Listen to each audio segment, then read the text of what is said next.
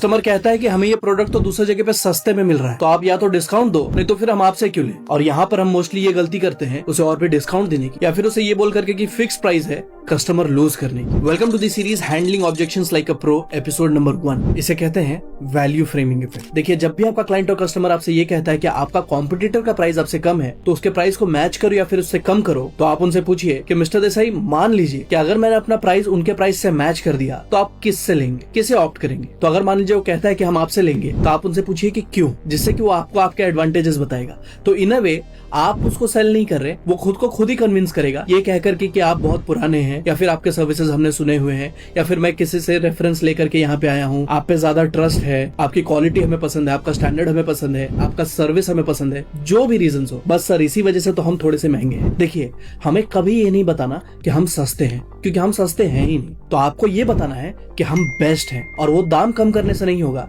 बल्कि अपनी वैल्यू बढ़ाने से होगा। लोगों को कभी भी सस्ती चीजें पसंद नहीं होती, उन्हें अपने बजट में वो बेस्ट चाहिए होता है। बट फिर भी आपसे कह सकता है कि ठीक है, फिर मैं सोच के बताता हूँ, जहाँ पे अब आप उसको एक छोटा सा इंस्टेंट डिस्काउंट या ऑफर दे दीजिए कि देसाई जी, हमारा एक ऑफर है कि जब भी क्लाइंट हमसे मीटिंग करता है या फिर कंसल्ट करता है, उसके 24 आवर्स या फिर 48 आवर्स तक एक ऑफर विंडो ओपन हो जाता है कि अगर इस बीच में आपने डिसीजन लिया तो आपको फ्लैट 10,000, 15,000, 20,000, डिपेंड करता है कि आपका प्रोडक्ट और सर्विसेज किस टिकट प्राइस का है, उसके अकॉर्डिंग आप एक इंस्टेंट डिस्काउंट उसे दे दीजिए कि अगर आपने इतना जल्दी डिसीजन लिया तो फिर आपको इससे कम में ये प्रोडक्ट या फिर ये सर्विसेज मिल जाएंगे। देखिए, अब अगर उसे ये लेना है ना, तो उसके पास बहुत टाइम नहीं है सोचने के लिए, जो कि पहले होता कि वो एक हफ्ता 1 महीना तक वेट करता, यहाँ वहां और देखता। But in a way psychologically उसके अंदर अर्जेंसी क्रिएट होगी कि अगर वो मान रहा है कि आप इस चीज में बेस्ट है, या फिर वो आपके सर्विसेज से सेटिस्फाइड है, तो वो ज्यादा पैसा दे करके भी आपसे काम कराएगा, वो ज्यादा पैसा दे करके भी आपको ही चूज करेगा, बिकॉज अब उसको चाहिए कि मुझे बेस्ट चीज फिर भी थोड़े डिस्काउंट में तो मिल रही, तो मैं ये डील नहीं छोड़ना चाहूंगा। बट इससे भी जरूरी नहीं है कि वो प्रोडक्ट लेगा, बट इन अ वे आपने उसके माइंड में साइकोलॉजिकली वो इम्पैक्ट क्रिएट कर दिया कि हम अपने प्रोडक्ट, हम अपने सर्विसेज में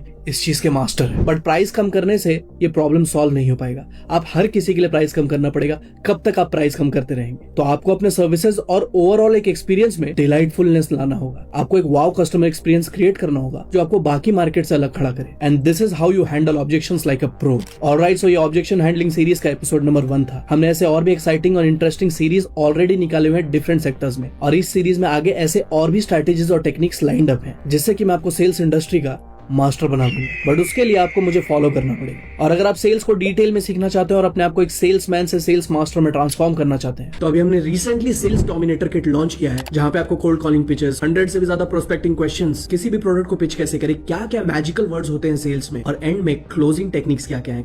थैंक यू सो मच। जय हिंद।